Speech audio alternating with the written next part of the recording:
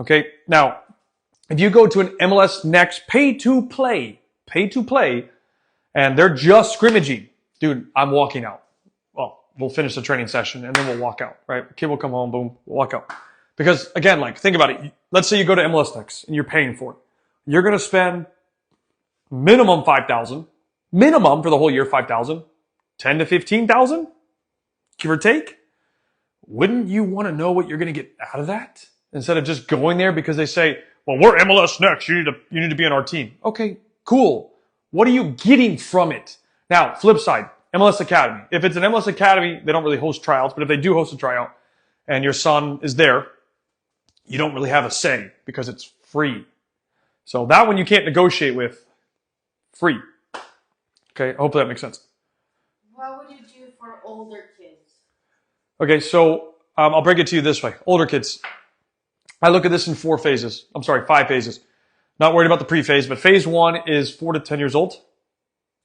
Phase 2 is 11 and 12. Phase 3 is 13, 14. And then phase 4 is 15 and older. This is what I would do with my son or daughter if they want to go play college or pro. Me personally, I'm skipping pay to play MLS Next, and I'm skipping ECNL and all these badges. Okay? We're going straight to adult.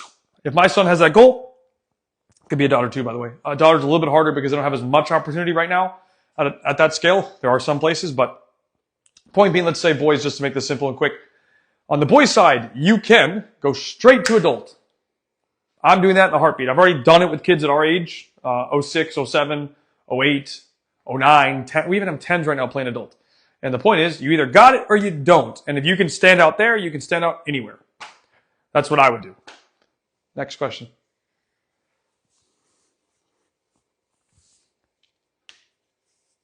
Or if you want to give it to me, I can read it. Yeah. All right, so I'm going to try and answer your guys' questions. They're popping in because I can't see it from here. Why do scouts go watch those academies if they're not developing players right? There's a bunch of stuff I can get in there. So, this is like an open-ended question, right? So why do scouts go watch those academies if they're not developing players right? Because they're looking for players no matter what. Will you have any beginner beast programs this summer? We will have beast camps. So yes, this summer, absolutely. And then, for example, we had a camp this week for spring break. We divided players by age group or skill level. So they could be an older player with less skill. We bring them to their level skillfully. MLS Next Academy makes it clear development for your player is not included. For sure. Okay, real talk. Okay. For older kids, I think I answered the question. Thank you, sir. See you soon. Yes, we'll see you there, Weston. Our club only runs scrimmages for our tryout. Sucks. Runaway. Yeah, MLS Academy clubs are a completely different scenario. You have no negotiating power. Yeah, you can't negotiate there. I'm talking about pay to play, everybody. I would walk out immediately. Went to an ID session. They just scrimmaged for 60 minutes. Yep, I know what you're talking about. I would run. So then I would run, me personally. But again, so like the clubs know that you're going to go there regardless, right? Change the perspective. That's why they know they can do that. They just scrimmage because you guys as parents accept it. So like the last 2 years of my program as an example, all right, we're not perfect in any way, shape, or form. We run training sessions during tryouts. We want you to see how we train. Whether you come to us or not, whatever. At least you can evaluate, how do we train? Is it a good fit for your kid? I think that's a better opportunity for you than just scrimmaging because you don't know what's going to happen next. Let's see. Trials and training are a completely totally different thing. You can't assume about a club based on land. That's what I'm trying to tell you, and you can do a better job if you schedule ahead of time. So let's see. All right, I'm going to go to the bottom here. Hold on. Lord. Okay, what else am I missing? So go ahead, Noah. Good. Well, okay, so you can't judge it. Like, here's the thing that people misunderstand.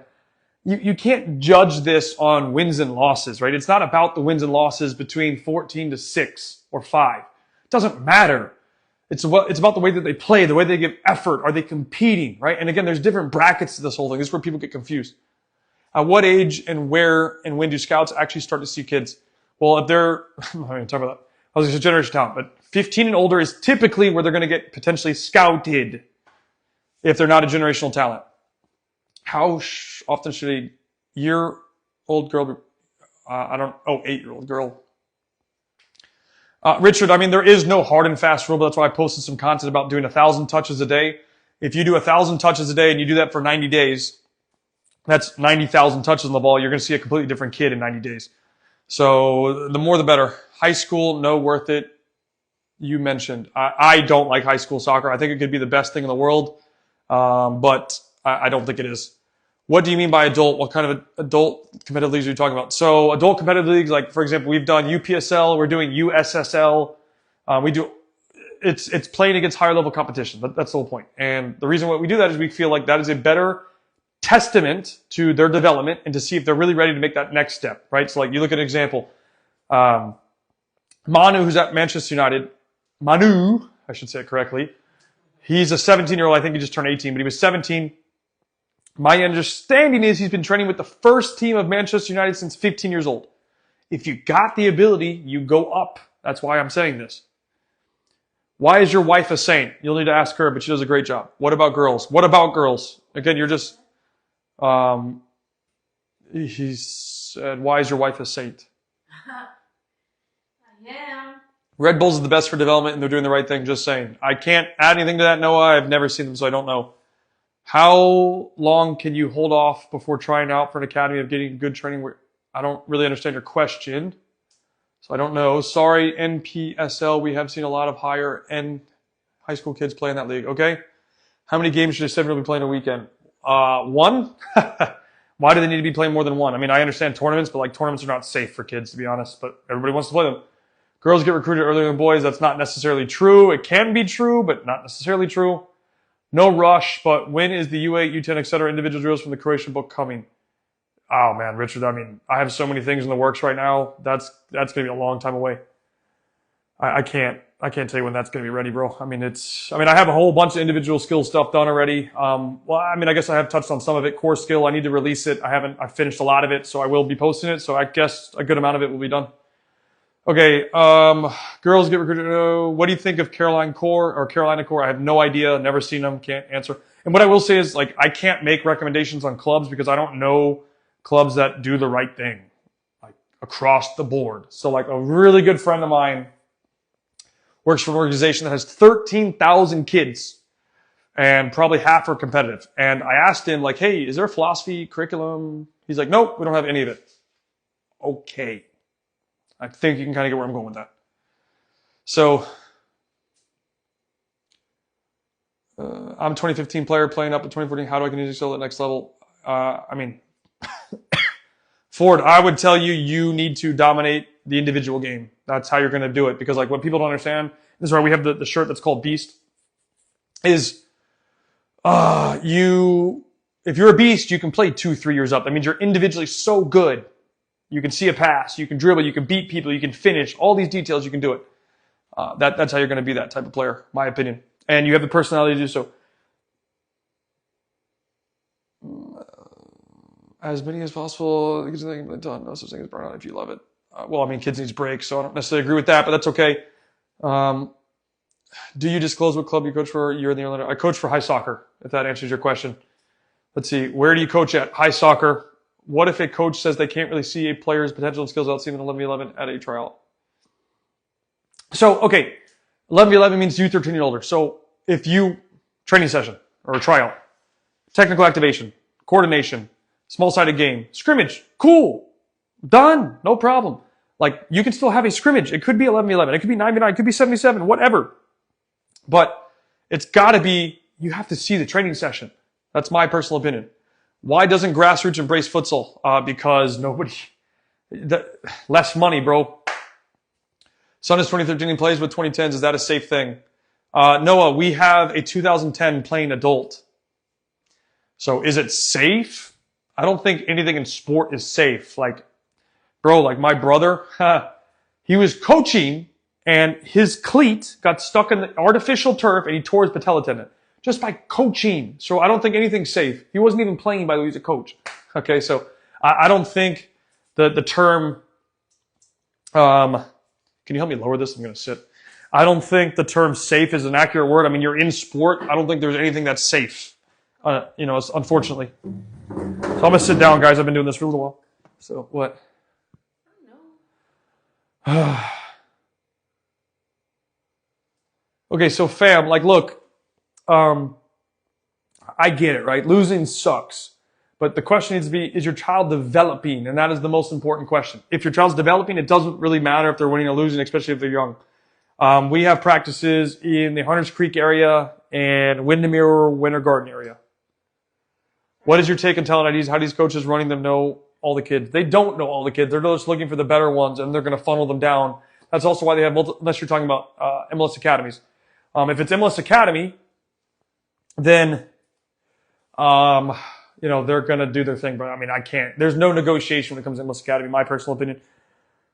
But if you're talking about like a tryout, right? They're going to have a big club's going to have at least 100 kids in an age group. They're going to have 5 to 6 coaches because they're going to have team 1, team 2, team 3, team 4, team 5, team 6. And they're going to select their teams. When you say playing adult, aren't you worried about injury? I just gave the example. I think, unfortunately, injury is a part of the game. Can it happen? Yes, it can happen at younger kids' games all the time. So, I mean, I think the risks maybe go up a little bit, but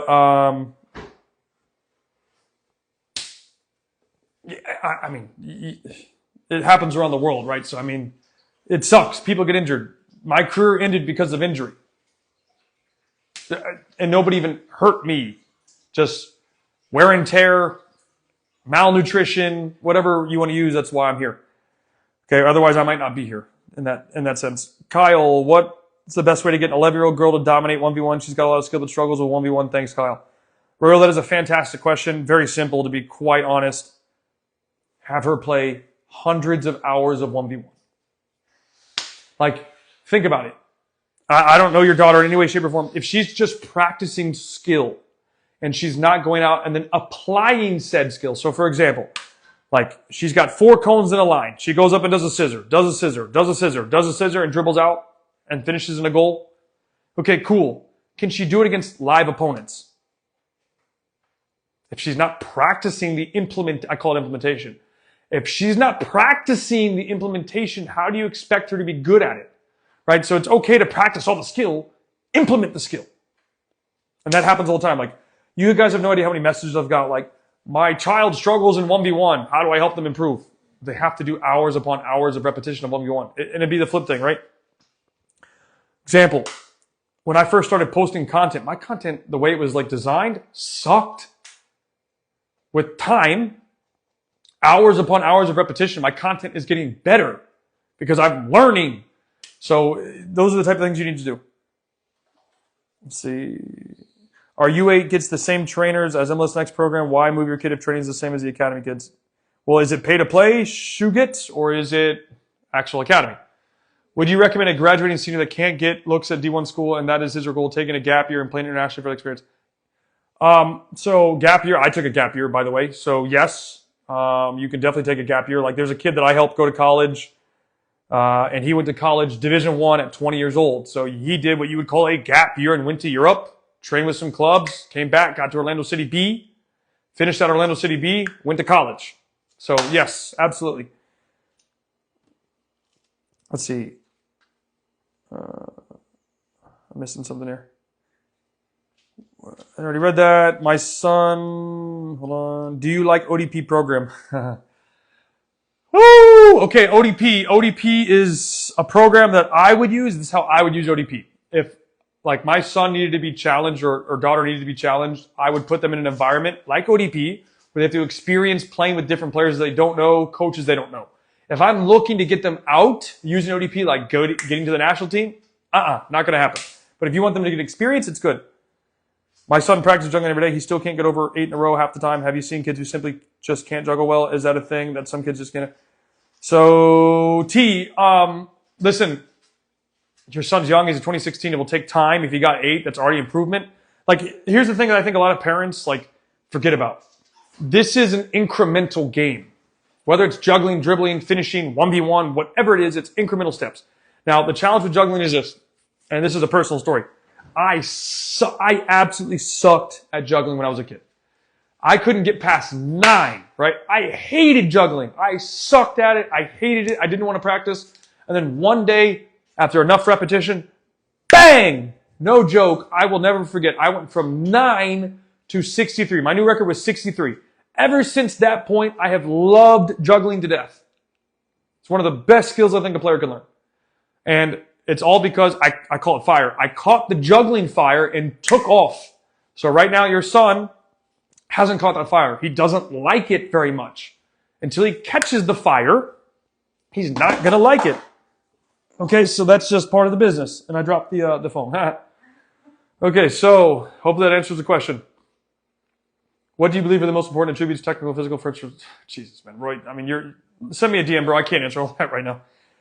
Should a U10 player do speed work if they aren't fast as others? I mean, you can do speed work. I would, again, you can incorporate it with the ball. One of the best things you can do for speed work, put them in sand. That means they have to go fast.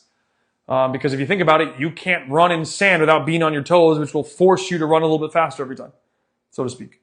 If you would have all the money and start your own club, what would you do? If you would have all the money and start your own club, what would you do? So I guess your question is, if I had $1 billion and you said, Kyle, let's partner up. All right, so I'll use that example.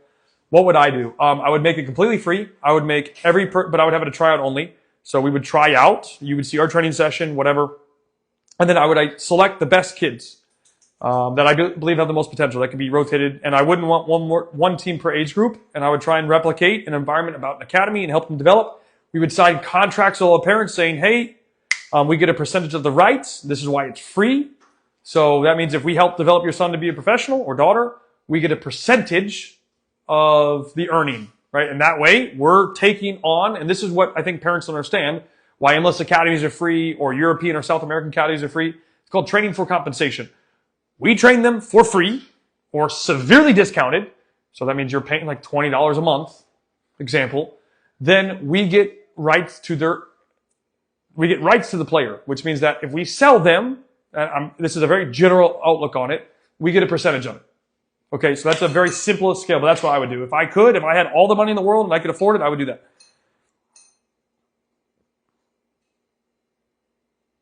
I don't know anything about global soccer development. No idea, can't answer that. What I would do is, okay, I'm going to tell you guys a secret thing that I'm going to do a video on anyways, but I'll tell you now because you're in the live listening. So if I was in your shoes and I wanted my kid to go to Europe, I would plan a trip, go to Europe, say Portugal, Spain, pick a country, right? Or maybe multiple. And I would start knocking on doors, starting building relationships. Hey, can my son train with your club? Hey, can my son train with your club? Obviously, they have to have the level, right? But then you can build those little connections yourself, and then you don't have to spend $10K to send your kids somewhere and you don't know what you're getting. Whereas you can then go back home, then contact that club again and be like, hey, we're ready to come. Can we come in September? Cool, we're coming in September. We go there for a week and you train with Benfica or whatever. Pick a club.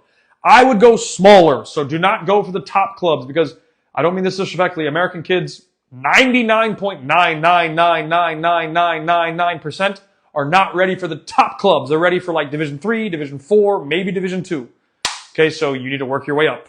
If you want to get your foot through the door, that's how you do it. And what's interesting is a lot of the smaller clubs have fantastic, phenomenal development programs.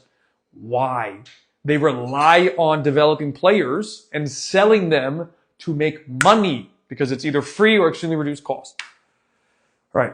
What do we do if the coach seems to value athleticism overall? You need to leave the country. Does that help answer?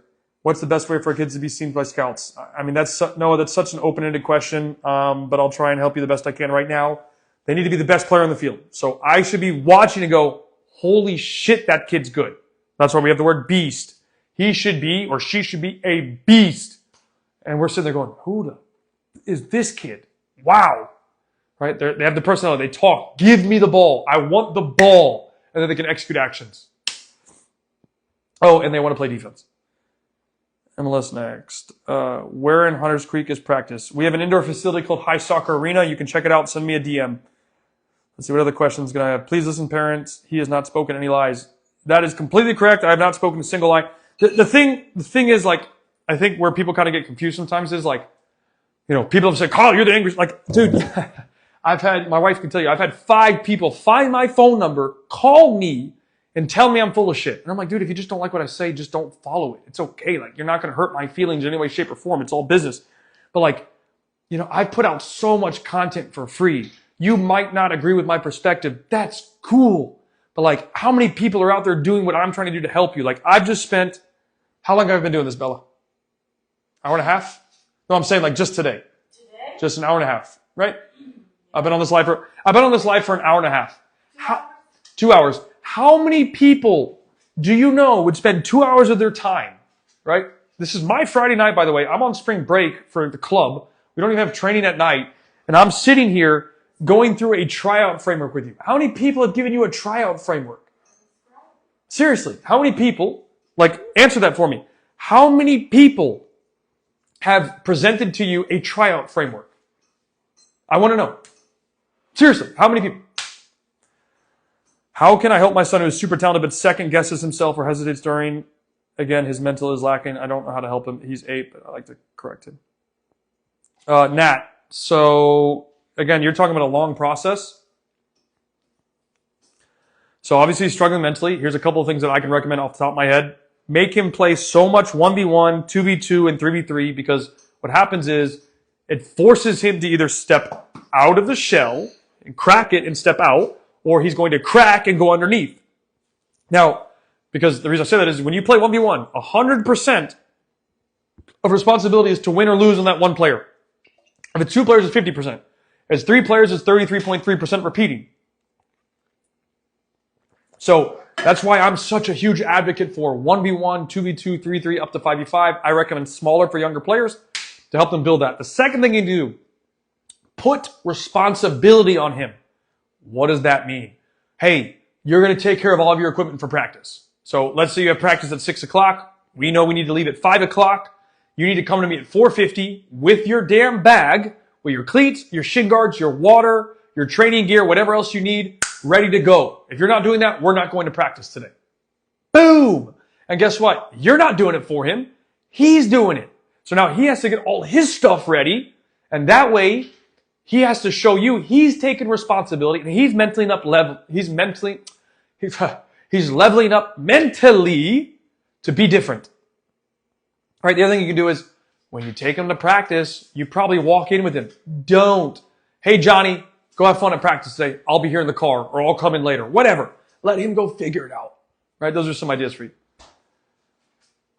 Those people who need to tell them to see you those people you need to tell them to see you next Tuesday. I don't understand the point.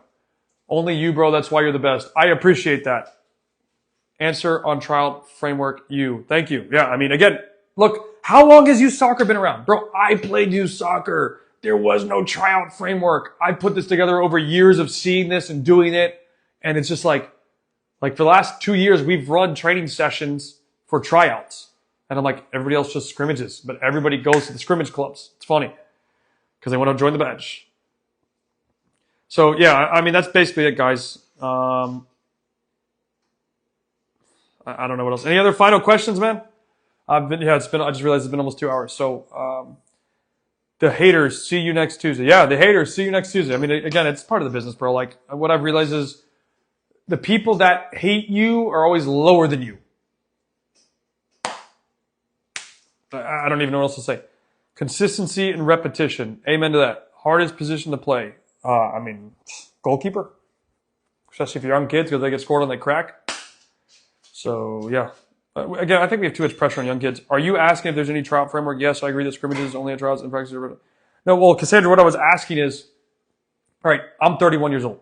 Okay. Never in my life, and I've been doing this full time for a long time, have I seen anybody produce for anyone, no club has produced a tryout framework that I just gave you. Maybe somebody did. I don't know. I've never seen one. I'm just simply saying that I did. I spent 4 hours putting this together for you yesterday. And then I did another 30 minutes before I actually presented it to clean it up a little bit. And then now I've done 2 hours, going on 2.5 hours presenting. So that's 6.5 to 8 hours of work that I've done for free to help you guys. So I've been treated like I'm the crazy parent for not liking the scrimmages only thing. Yeah. So Cassandra, right? They don't want you to know what to look for. They're going to call you crazy. They're going to say, well, you should just pay us. You should just pay for our service. No, don't fall for that crap. That's what everybody, that's why I said there's the 3 levels, 97%, 3%, and 1%. So don't fall for the crap. That's what they want you to fall for.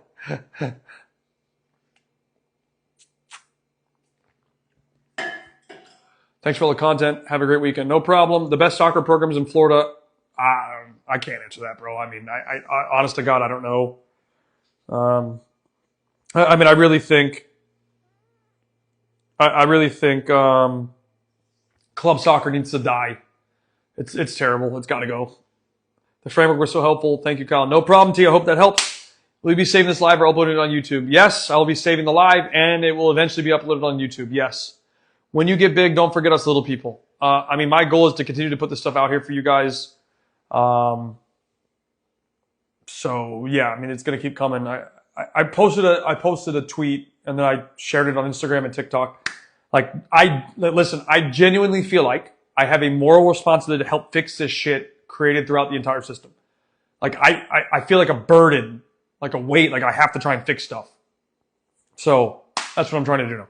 And that starts with this content. It was coming from other parents. I never talked to coaches, laugh a lot, but yeah. Well, yeah, again, parents don't, like, okay, Cassandra, think about it this way. Would you take financial advice from a broke person? I don't think you would. I wouldn't. If somebody came to me that was, for example, living in the favelas in Brazil and said, hey, Kyle, I'm going to give you some financial advice. Do you think I'm going to listen to that? No. Same thing here. I'm not going to listen to uneducated parents that have no freaking clue to what they're talking about. Why would I? That would just be silly. Same perspective. That's why I'm trying to show you this stuff so you get an idea. Like, there's a 97%, the people that make the same mistakes over and over and over again. And then you got the people that want to level up and be 3%. That's why it's such a gap. And then you got the 1%. You should write a youth soccer book. Well, I've started with the diplomas. So eventually I will get a book out there. Appreciate all your content information. Thank you. No problem. Let's see. Keep us updated on camps at High Soccer. Thank you for all the good information you share for no cost. No problem, Frank. We'll have more camps coming up in the summer. Excellent content as always. Thank you for the. Thanks for the Harriet and Karen. I don't know what Harriet is, but no problem. If you guys have any final questions, we'll stay on for a couple more minutes, or maybe 2, whatever. But yeah, I mean, that's kind of it, guys. I hope that makes sense. I hope this trial framework helps. I mean, again, I spent about 8 hours now putting it all together for you and presenting it. And this part was free. Good. The best soccer book for soccer analysis you read? The best book I've ever read on soccer development is called the Croatian Football Federation Development Curriculum. You can find it on Amazon. That book's worth $1 million. So the course is great. I'm working my way through it, enjoying it. Fantastic. Thoughts on multiple league diluting youth soccer like EA, EA2? It's a joke. When I was a kid, there were 2 leagues in Northern Virginia, NCSL, ODSL, and now there's 26 leagues, so it's a joke. Shelby, very helpful. Perfect. I'm glad it was very helpful. Fantastic. That's fantastic here, and we're going to keep pushing out more content, so we'll keep going. Is 1v1 learning better against weaker comp till proficient? I think that depends on your child, because if they have the mentality to go against better players, do it. If they need that thing where they have to go slower and whatnot, do it that way. But the sooner you can get them involved in 1v1, the better. Thoughts on best soccer formation for 11v11? Frank, I mean, it really depends on the players that you have. So I'll tell you, when we try to build, we build with a 3, double pivot, so 2, 3. It's like a 3, 2, 3, 2, 2, 3. 3, 2, 2, 3. Yes, that's what we try and build with. We defend in a 4-4-2 if that helps. So it just depends on those details. Let's see what else. My son is 9. How many games is too much? If you look at the youth soccer value calculator, netto, you'll see exactly what I think is too much, too little, and the sweet spot. So go check out the youth soccer value calculator. You can send me a DM and I can help you get there. Or just go to my bio link. It'll be on my YouTube channel. Watch the video. Download the PDF on my website. You'll be good to go. So that's it. Alessandro, what's up, G? How are you? All right, guys, I'm going to be wrapping this up. There's no final questions. Bella's killing me. She's like, get off. You have to eat. Get off. You need to get off. Get off. So I've actually lost a lot of weight, guys. I'm feeling a lot better. It's good. I'm back in the gym. Bro, we're locked in from Italy. Thanks again. We never want to come back to the U.S. Don't come back to the U.S. Don't. Stay away. Do not come back. Great input. Cool, guys. I appreciate you. I'm getting off. I got to close this out, and I will see you guys later, man. Thanks so much for everything, and ciao.